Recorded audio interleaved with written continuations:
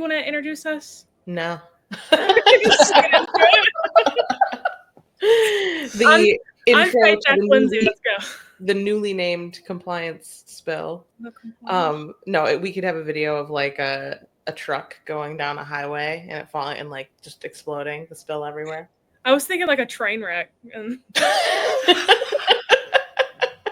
it's like a little insensitive.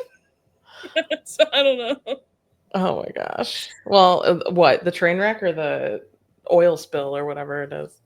Both, I guess. It's not very conscious of us.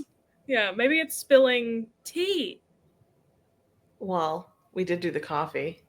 Yeah. Just for anybody who's actually gonna watch and listen, if you're watching, you're gonna see me looking off over here because our dear friend Lex is on the other side of the room with me, and she'll be the ghostly voice that pops up. The ghostly voice. The headless saleswoman. Ooh, the headless saleswoman. That's Lex. Are we ready? We're ready. Okay. What do we got? All right. I wish I could do a little drum roll. Just pretend. All right. We have We can do sound effects when we get fancier.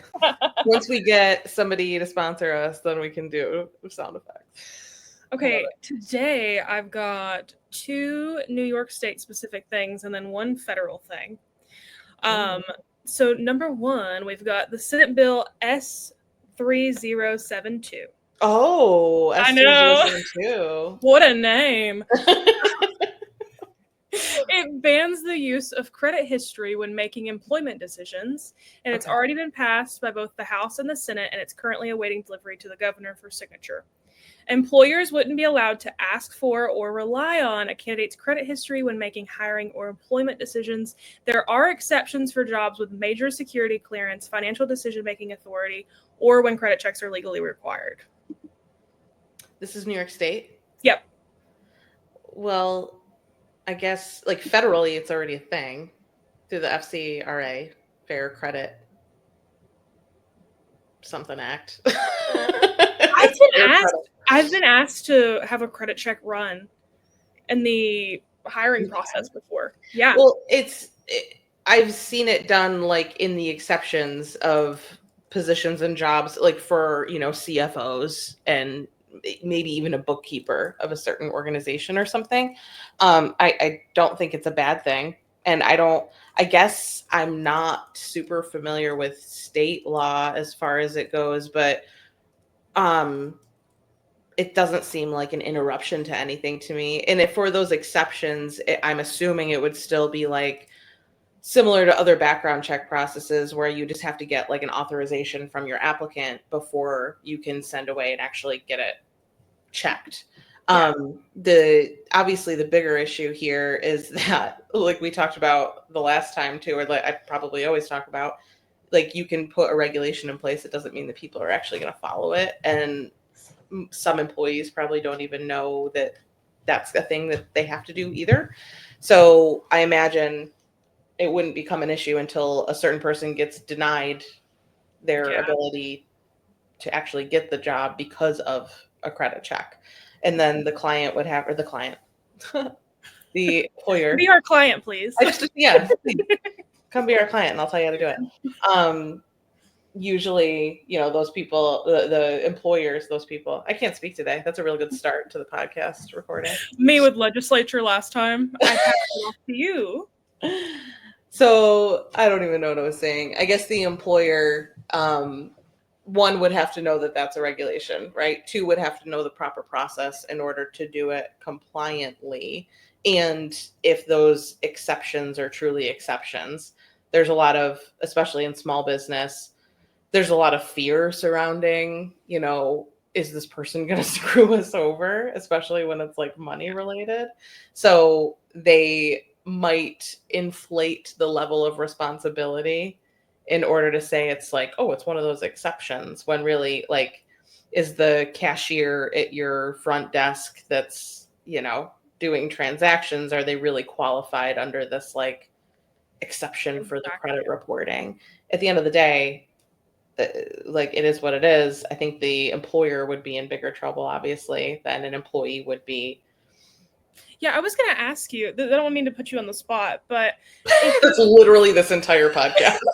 literally, actually, yeah, just kidding. I am putting you on the spot. If there was a business that relied a lot on credit checks in the past, would there be any alternatives that you would suggest moving forward so they could move away from that, since there's this legislation being moved through?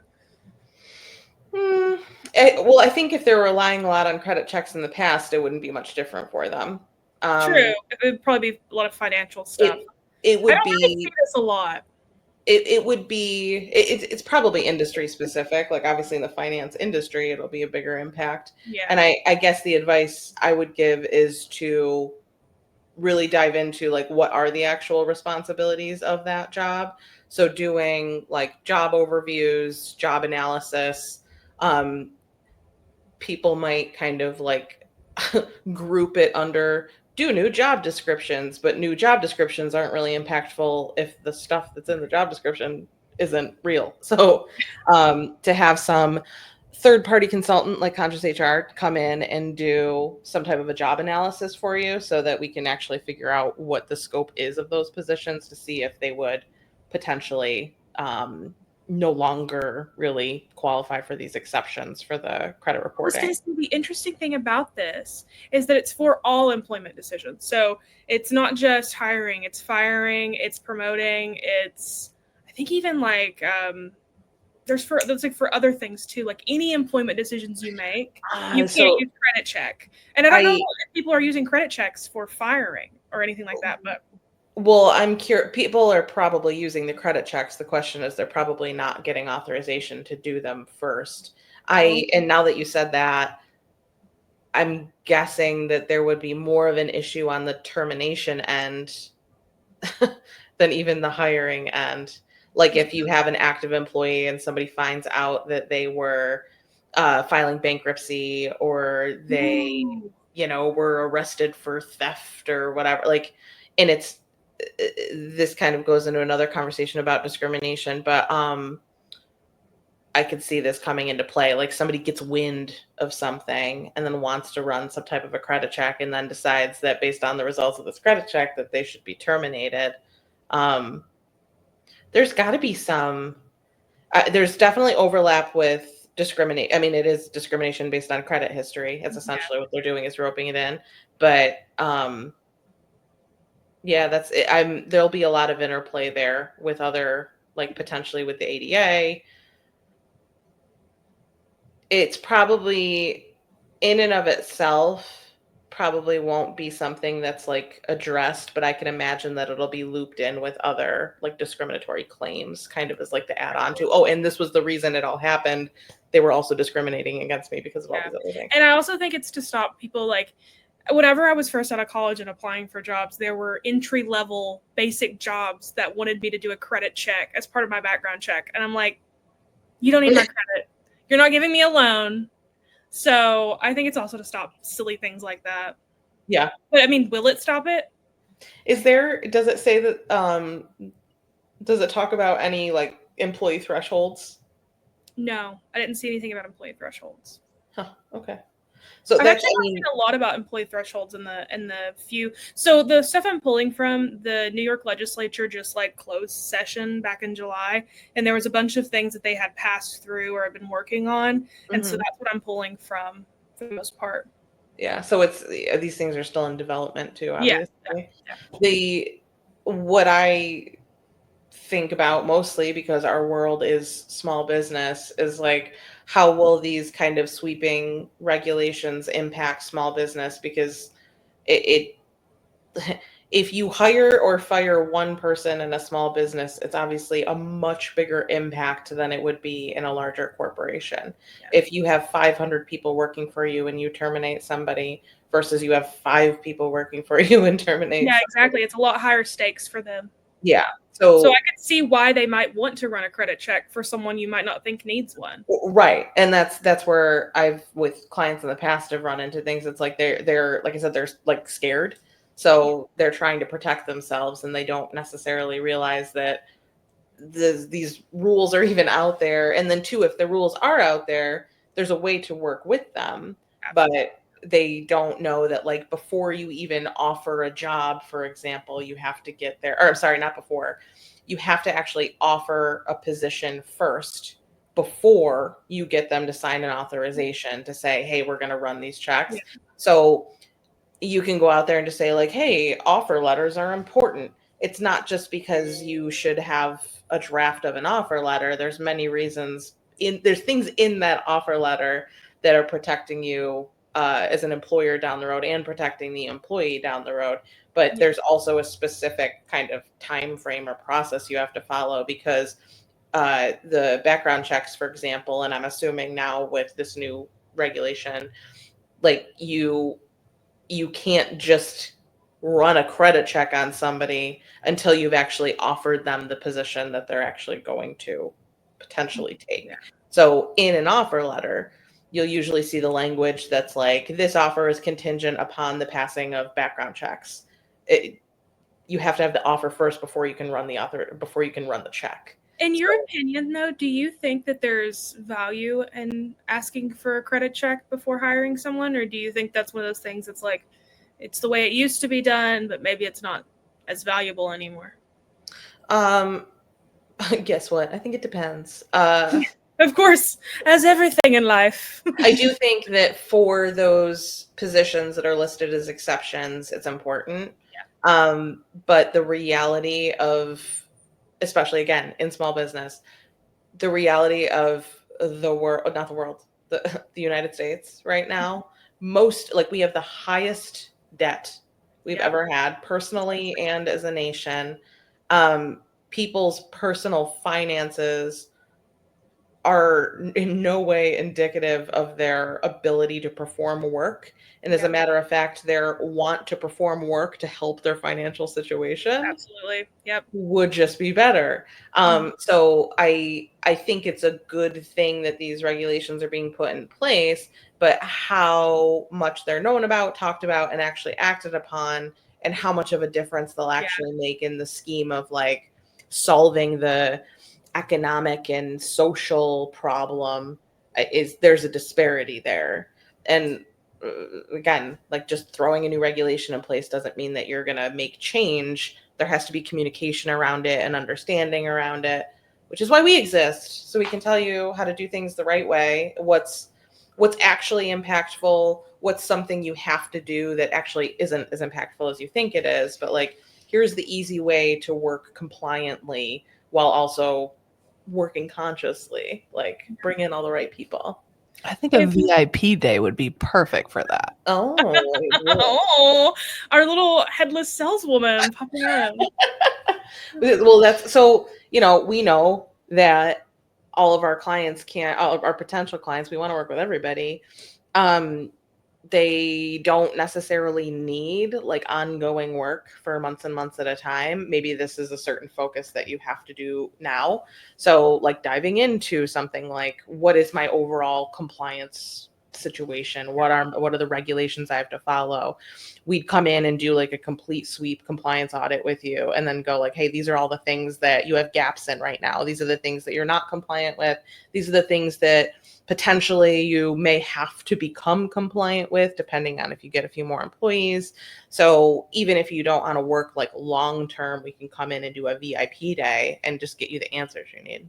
Yeah, I think that's perfect for this, because if you're listening to this and you're like, I don't know if this applies to me, which is honestly probably the reaction to most of the things we talk about. People are like, I don't know if this applies to me. Perfect They'll thing. know it. They'll know it as soon as it does. They're like, Yeah. I heard that once. I love a good "I told you so." It's probably one of my biggest You're like guilty pleasure. yeah, one of my personal flaws is like, I told you. Yeah, it makes me think it's far more important to worry about the big picture compliance of your small business than the splitting hair things, like the small nuance things. Because if you're violating the big things, these things are a lot less important in the big picture. You got to get that done and then do this. Well, and the reality is, I don't think we've ever worked with anybody who's violating the big things. It's always the little things that they're so concerned about. And I'm like, listen, you're a good person and you're running a good company. Like, don't be so worried about these little things. Like, you need to know what they are. You need to know how to treat them. But if you know what they are and you know how to treat them, then you can continue being a conscious employer. So Agree. As Hannah Montana said, everybody makes mistakes. I stand by it. I feel like I missed the Hannah Montana boom. I'm like a bad millennial. I think I'm too old. I'm an elder millennial. I think I need. Yeah, I think it came out in like 2006, so it was like peak me. I was getting ready for college, so. Hello. All right. I can hit you with the next topic. This one you're already familiar with, so this one you should have a lot of things in your brain. No. The DOL has reinstated the PAID program, which allows employers to proactively resolve FLSA and now FMLA issues. PAID stands for Payroll Audit Independent Determination and is a tool for employers to identify and want to voluntarily resolve a wage or leave issue. I have the whole spiel here. If you think your business may have underpaid employees or mishandled leave, this program allows you to self-audit, work with the DOL, and pay 100% of what is owed without litigation. However, there is a lot of nuance. For example, employees can reject participation. You cannot use it more than once every 3 years, or on an active claim, or during an active claim or litigation, and it does not cover state level. Can you plug? Who did we see this from? I just want to plug them because it was their words. You. No, I know, but I sent it to you from somebody. Oh, I didn't have it from someone. I can quite literally look it up right now and tell you, though. Yeah. All right, I got you. I just want to make sure, because those were not my words. Those were somebody else's words. I want to make sure that I'm not just start talking, and I will give them a plug. All of those things are accurate, which is why I sent them to you. Like, hey, this is important. So I have to like separate myself from when I was internal HR Lindsay versus consultant HR Lindsay. I got it, by the way. Okay, who is it? Who said it? It's SEAYHR on LinkedIn. I'm pretty sure. SEAYHR. Yes, I think it's C or say. HR. Okay, cool. Thank you for that. No problem. I was like those. It was a perfect summary. So, oh yeah. So I don't know. I was never in a position internally when I was, director of HR, manager of HR in different positions that I ever felt it was necessary to like proactively approach the DOL to be like, hey, we're doing this thing wrong. I do think it can be beneficial, but I do feel like there's a threshold of annual revenue and quite honestly, like visibility of the organization that makes a difference. So if you're a big organization and you have a name and maybe you're publicly traded and you're a, $100 million, billion business, then yeah, like go call the DOL and say, we have a problem. We're getting ahead of this. And perhaps this is too fear-led of me, but for small businesses to go out of their way to go call the DOL and say, hey, by the way, I've been doing this wrong, it's scary. And also maybe this is the DOL's attempt to make these things more known. Like I'm saying, like it needs to be communicated better. People need to understand what regulations they're even breaking before they get this fine or this bill that says they're doing it. So maybe this is the attempt to be like, hey, we're communicating that these things are issues and that you need to solve them before there is a fine on your desk. So I'm kind of torn. Part of it, I think, is my like internal Lindsay, the HR lady, fear that like I'm just a little guy, and if I go to the DOL, I'm gonna be screwed, Yeah. But that was me in that position, which is our clients in that position. So I imagine they're feeling the same way. Like if they find out this is a thing, they're already nervous. Like the people that come to us are already like, I just want to be compliant. I don't know what I'm doing wrong. They're already nervous, so I can imagine that this would be a good program for them to explore. I just am like I feel. I guess my question would be, if you knew something existed, right? Like you knew you had violated in the past, you hadn't paid someone correctly, et cetera, even if you're a small business, what would it be better off for you financially to report yourself and get it over with, or to wait to see if legislation gets brought against you? Well, I think that greatly depends on the relationship you had with the people or persons The that you employee? had paid incorrectly. Yeah. I don't think this is I don't think this would ever be an individual issue. Like there True, isn't it a would be a bigger small thing. business that's going to go to the DOL because they found out one person they were paying incorrectly. It's more likely going to be impactful for departments of people that were improperly classified. To give you an example, I worked for a small business. We had I want to say like 400 something employees. Crazy that that's a small business. I know. That's why I specify micro business when I talk Yeah, about yeah, who yeah. we usually are helping. But yeah, it's still a small business. And we were, multi-state and everything. We had an entire sales, I mean, it was a sales-based company. We had an entire sales division that was improperly classified prior to me starting. So, and it was pretty typical, like fast scaling sales organization selling consumer electronics. Can you be specific about what you mean by improperly classified for the folks watching that may not know?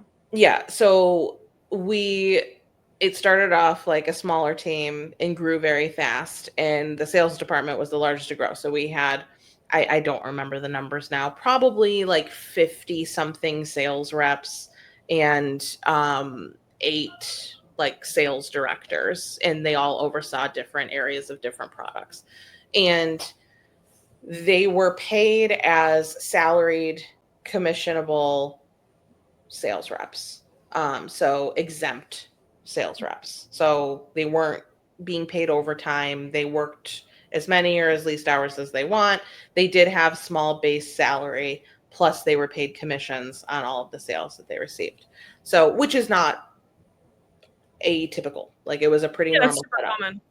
However, because we were a wholesaling company, there's a specific piece of the classification requirements that is specific to retail versus wholesale. So we happen to be in this weird little area where even though we had sales reps who otherwise could have been classified as exempt, they could not be because we were considered a wholesale company. So I came into this position as this entire like we were working with attorneys, obviously, and the DOL to fix this, but we had a claim and we had to fix it, and it was very, very expensive. So it also taught me everything I needed to know about exempt versus non-exempt from an hourly basis. A lot of people think that if you're hourly, you're automatically non-exempt, and it's not the case. You could be exempt from overtime regulations and still be an hourly employee, but I don't recommend it because this is actually how we had to classify them. They became non-exempt commissionable employees. So that basically meant they could continue getting paid what they were being paid before, but now they had to track their hours. And anytime they worked over 40 hours, we had to pay them overtime based on their salary rate. Plus, many people don't realize this, when you are non-exempt, all of your wages are applicable for overtime. So it's not like, hey, you worked 45 hours, we give you time and a half on the extra 5 and you get your commissions.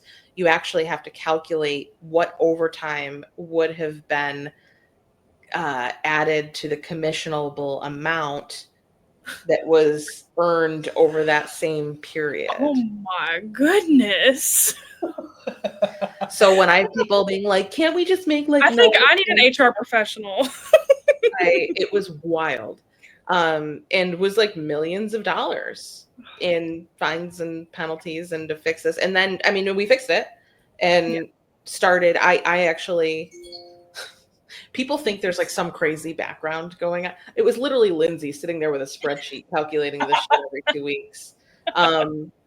With the advice of an attorney, but it was just in an Excel spreadsheet. Like I had to sit there and figure it out for payroll every week. Like what's the overtime commissionable percentage? What is the overtime wage percentage? Like it was wild. And but it's because of the way that the regulations were written. And again, it's not like we were doing anything different than anybody else was. It was specifically because of the type of sales that we had. Even though they were direct sales, like they were talking direct to clients, we were a wholesale company. So it just got classified differently. So I don't even remember how I got on this whole story. We were talking about paid, and we were talking about how So did you use paid for that, or was that like you guys caught it and you guys fixed it? And no, we didn't. That's, we had a claim and we had to go fix it. But that would be a good example of a time that you should elect into this program. If you find out proactively that there is some type of like sweeping issue, like for example, this was the biggest part of our organization and we knew it was going to, they didn't know, that was the problem. If we had have known that, we would have proactively been able to tap into this program, say, hey, we recognize this is a big issue. Yes, we're going to have a lot of like wages and back pay, but we're now not going to have to worry about fines and penalties on top of it. Yeah. So it's like, if you're already doing something wrong and you know it, and it's that big of an impact, then certainly I think it's a good idea to participate in the program. That makes a lot of sense. But there's, like I said, a lot of caveat. One, you have to know it's a problem. Two, you have to determine how much of a risk is it really. And three, the risk usually depends on how large or how small of an organization you are. I guess my question to you, Linz, would be how can we help a small business owner, not a micro business owner, because it's unlikely they would even face this, but how could we help a small business owner that might be scared about something like this, that might have faced something do an audit? Like, let us come in, ask a ton of questions about how you're operating. We'll compare it against industry standards, against your employee count, your locations, whether you're single state, multi-state. And we basically give you like a risk analysis that says, these are the things that you are and are not in compliance with. Then we basically determine like not just what is the risk of violating this thing, like we'll tell you if you're violating it or not, but based on your individual company circumstances, like where does your risk level actually lie? We can give you a good idea about like what to do next. So maybe we would say, hey, this is a pretty big deal and it's going to cost you a lot of money. Maybe you should participate in the paid program. Or it would be like, well, if you don't want to, that's your prerogative. And we think it's this much of a risk, but this is how much of a risk it is. Like it's always up to the employer to make the determination about what action they want to take. We can't force you to do anything, nor do we want to. We're not running your company. You are. Mm-hmm. So, and I think that's actually a lot of the reason that small businesses don't call consultants, because they're like, I don't want anybody telling me what to do. I'm like, I will tell you what you can and shouldn't do, but it's still up to you to make the decision. And most of that advice too doesn't typically come with the understanding of the risk profile of a small business. Yeah. So that's what we would do. That's how we'd approach it. Agree. I think if you're even thinking about the paid program, you should probably hop on our peopling partnership. 1,000%. Like if it's even like a thought in your brain of like, maybe that's something that'll come in handy for me. Peopling partnership. Yeah. Please. and if you're like, I want nothing to do with that, like I was. Yeah, exactly. Yeah. Then maybe that should tell you that maybe you're doing something you shouldn't be doing. I don't know. Yeah. Sometimes as humans, we have to accept that we're out of our depths. Sometimes the water's too deep and we can't swim. And that's okay. It's okay to accept help. That's my biggest thing to everyone about everything. It's okay to accept help. I know. It's hard. And it's hard to be human. Good help ain't cheap. That's another thing. All right. What else we got? All right. You ready for the next topic? Uh-huh. All right. I have another beautifully named bill. Senate Bill S50. This one's shorter at least. I didn't know you just said Senate bill for a minute. It took me. What do you think I said? I had no idea. I was like, don't know what. I thought you were saying Senateville, like a town or something. I was like, what is Senateville? It's a town. No, Senate Bill S50, paid family leave for construction workers. So Ooh. it's passed the House and the Senate, and it's currently awaiting delivery to the governor, just like the first one. The bill would make paid family leave more accessible for union construction workers who often move between short-term jobs. Normally, employees in New Lost York me at qualify. Union. Huh? Lost me at Union. I agree. That's exactly what I was thinking. We'll get into that. I was like, cool. Oh. I know. Normally, employees in New York qualify for paid family leave after working 26 consecutive weeks for one employer. Since construction workers usually don't hit that threshold with a single employer, this bill would let those covered by a collective bargaining agreement qualify if they've worked for any employer party to the agreement for at least 26 of the last 39 weeks. So you have to be a part of the union, and your employer all the employers that you have within those So this 26 is weeks just have to be party extending to the union, PFL to collective bargaining agreements. basically, but specifically for construction workers. Yeah, it's the reason I always think it's so funny when this stuff happens, like industry specific. It's not because like one deserves one more than another industry. Like maybe it's because those lobbyists are louder. Like that's it. Absolutely. The construction worker unions have lobbied the New York legislature. That's all there is to it. Well, this is New York. Yes. I have opinions on why the construction industry would be of focus. Well, there's a very, very, very large thing happening in New York State. It happens to be happening right here in Syracuse, New York. But Micron, the chip manufacturer, is moving in to CNY over the course of the next 10 to 20 years. It's going to take forever, but it's already changing the landscape of central New York and New York as a whole. There's a reason why they're coming here, and it's because of the access to water and power, nuclear power in particular. So a gigantic percentage of New York industry is going to be surrounded in construction. So I have to imagine that is why this is all of a sudden important to people who typically don't think it's important. It's a good thing. I mean, I wonder why it's union specific, though. That's what thing I was wondering. Because collective bargaining agreements sometimes don't meet the requirements or qualifications for like state regulation if it's for private companies. So unions, bargaining shops, collective bargaining agreements, like they don't necessarily meet the same standard requirements of another private company. So because the union doesn't even have to be like state specific, it can be a federal union too. I don't know how I know enough to be dangerous about CBAs, but I've never like had to work within one. I've just had to work around them. So I can't talk too much about it, like the inner workings of it. But this was one I threw in more for just like opinion's sake, just to like pick your brain and see what your thoughts were on. I think it's a good thing. Okay. I wish it was more broad. I think it's more so interesting, like the why behind it. Like I don't have many of like. It's not a bad thing to give people paid family leave. That's a good thing. You would be surprised how controversial that might be. Oh, I would not be surprised. I would not be surprised. It shouldn't be. Just like, hey, people need time off. But and I can see why specifically it would apply to unions because it may not be covered as a private employer.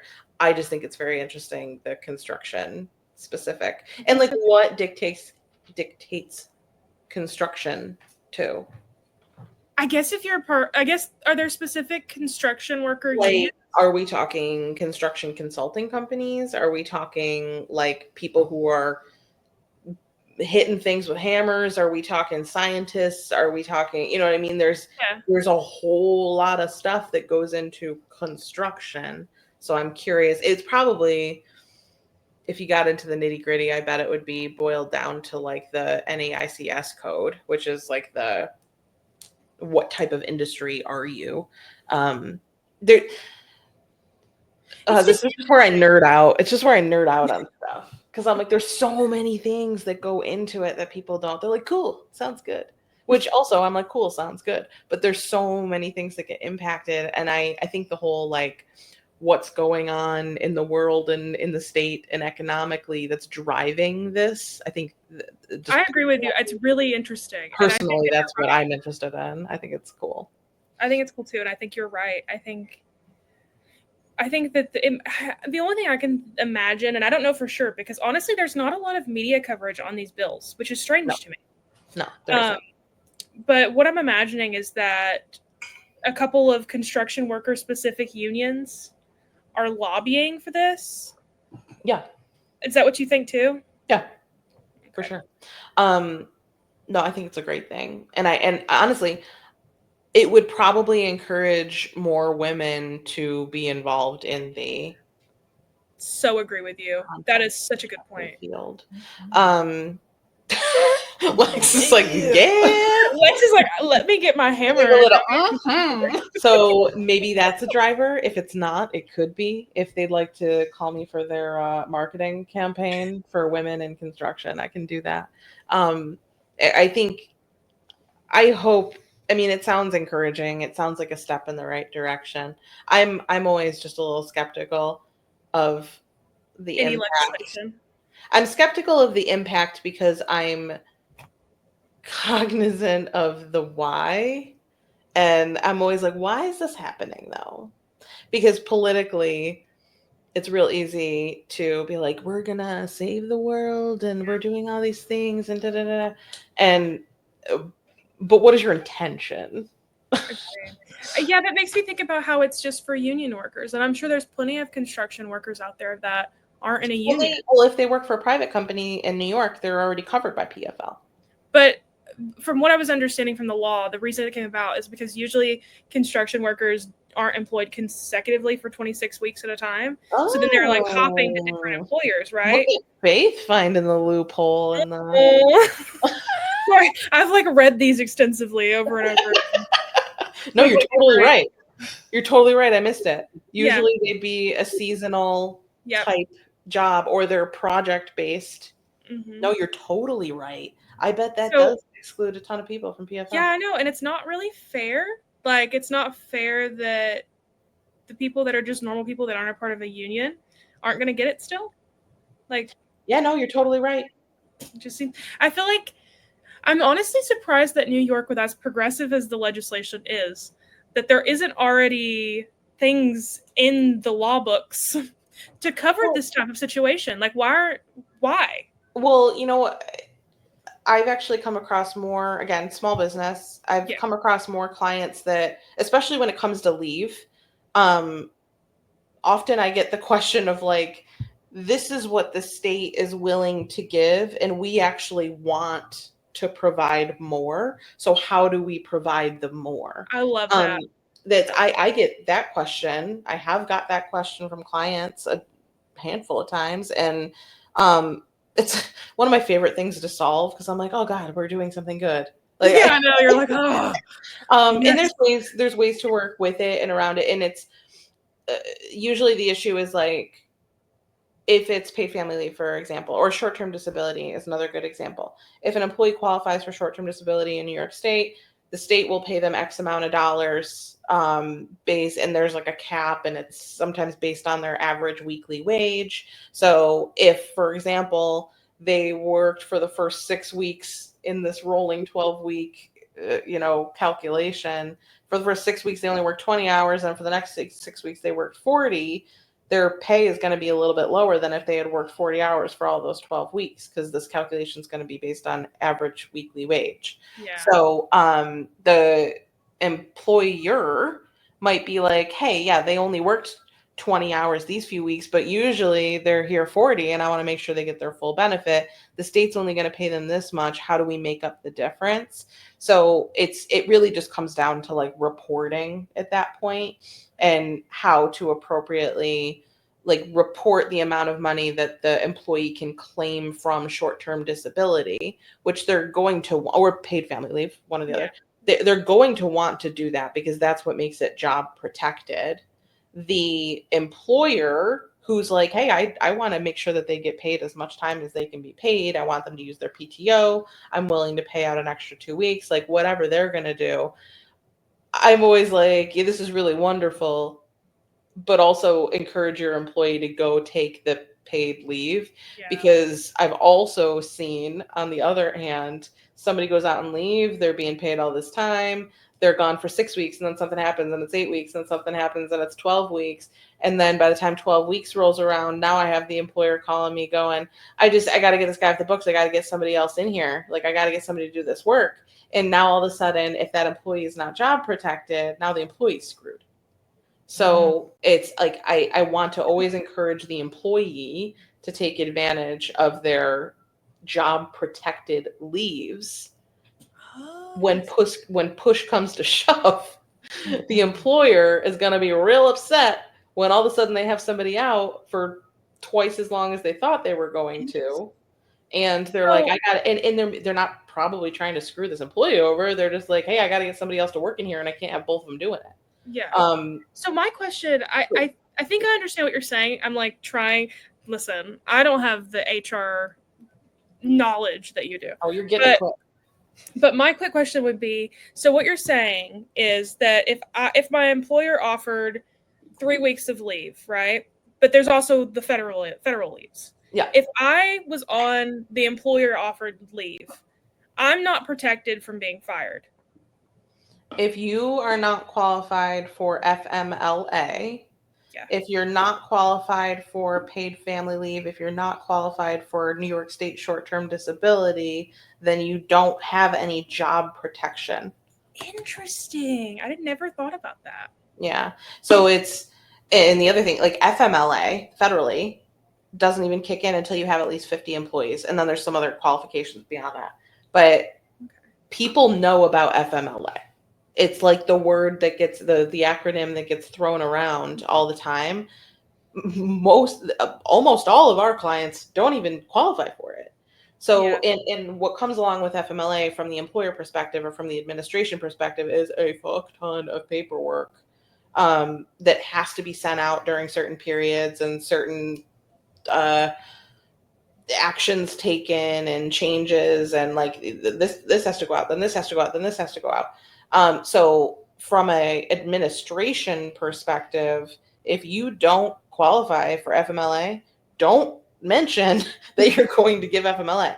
If you want to provide a job protected leave to your employees, you can do that. It doesn't have to be under the guise of a federal statute. So it entirely depends on what kind of employer you want to be. True.